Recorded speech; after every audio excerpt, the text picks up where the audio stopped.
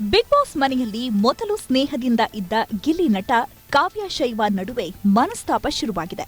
ಗಿಲ್ಲಿಯನ್ನು ಕಾವ್ಯ nominate ಮಾಡಿದ್ರೂ ಕೂಡ ಗಿಲ್ಲಿ ಮಾತ್ರ ಕಾವ್ಯ ಅವರನ್ನ ಬೆಂಬಲ ಮಾಡುತ್ತಾ ಬಂದ್ರು. ಆದ್ರೆ ಈಗ ಆಟ ಶುರುವಾಗಿದೆ. ಗಿಲ್ಲಿ ನಟನಿಂದಲೇ ಕಾವ್ಯ ಶೈವ ಅವರ ಆಟಕ್ಕೆ ಎಫೆಕ್ಟ್ ಆಗಿದೆ ಅಂತ ಮನೆಯವರು ಹೇಳಿದ್ರು. ಆದ್ರೆ ಕಾವ್ಯ ಮನೆಯವರು ಮಾತ್ರ ಗಿಲ್ಲಿಯನ್ನ ಬಿಟ್ಕೊಡ್ಬೇಡ, ಗಿಲ್ಲಿಯನ್ನ ಅಣ್ಣ ಅಂತ ಕರಿಬೇಡ, ಫ್ರೆಂಡ್ ಅವನು ಅಂತ ಹೇಳಿದ್ರು.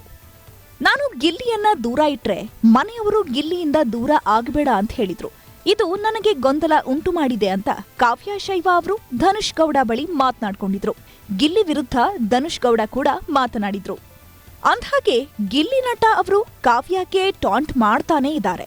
ಧನುಷ್ ಗೌಡ ಮಾತು ಕೇಳಿ ತನ್ನ ಜೊತೆಗೆ ಸರಿಯಾಗಿ ಮಾತನಾಡದ ಕಾವ್ಯ ಶೈವ ಆಟದ ವಿಚಾರಕ್ಕೆ ನನ್ನ ಬಳಿ ಬಂದು ದಯವಿಟ್ಟು ಮಣ್ಣು ಹಾಕಬೇಡಿ ಅಂತ ಹೇಳಿದ್ರು. ಇದನ್ನ ಕೂಡ ಗಿಲ್ಲಿ ಅಣುಕಿಸಿದ್ರು. ಟೈಮ್ ಬಂದಿದೆ, ಮಿಡ್ ವೀಕ್ ಬಂತು, ಹೋಗೋ ಟೈಮ್ ಬಂತು ಅಂತ ಗಿಲ್ಲಿ ನಟ ಹೇಳಿದ್ರು. ಅದರಂತೆ ಕಾವ್ಯ ಶೈವ ಅವರು ಎಲಿಮಿನೇಟ್ ಆಗಿರುವ ಸಾಧ್ಯತೆ ಇದೆ. ಮಿಡ್ ವೀಕ್ ಎಲಿಮಿನೇಷನ್ ನಡೆದಿದ್ದು ಕಾವ್ಯ ಹೊರಗಡೆ ಹೋಗಿದ್ದಾರೆ ಎನ್ನಲಾಗಿದೆ.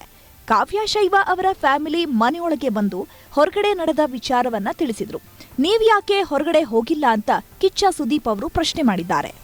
ಗಿಲ್ಲಿಯಿಂದಲೇ ಕಾವ್ಯ ಶೈವ ಅವರು ಇಲ್ಲಿಯವರೆಗೆ ಬಂದ್ರು ಅಂತ ರಘು ಕೂಡ ಮಾತನಾಡಿಕೊಂಡಿದ್ದಾರೆ. ಮನೆ ಜೊತೆಗೆ ಕಾವ್ಯ ಮಾತನಾಡಿದ ವಿಡಿಯೋ ನೋಡಿ ರಘುಗೆ ಕೂಡ ಡೌಟ್ ಬಂದಿದೆ. ಕಾವ್ಯಗೆ ತನ್ನ ಮೇಲೆ ಡೌಟ್ ಇದೆ ಅಂತ ಗೊತ್ತಾಗಿತ್ತು. ಅಂದ್ಹಾಗೆ ಕಾವ್ಯ ಔಟ್ ಆಗಿದ್ದಾರೆ ಎನ್ನಲಾಗ್ತಾ ಇದೆ. ಈ ಬಗ್ಗೆ ನಾಳೆ ಎಪಿಸೋಡ್ನಲ್ಲಿ ಮಾಹಿತಿ ಸಿಗುತ್ತೆ. ಮತ್ತಷ್ಟು ಸುದ್ದಿಗಳಿಗಾಗಿ ನೋಡ್ತಾ ಇರಿ ಪಬ್ಲಿಕ್ ನ್ಯೂಸ್ 24x7. ಇದು ಸತ್ಯದ ಧ್ವನಿ.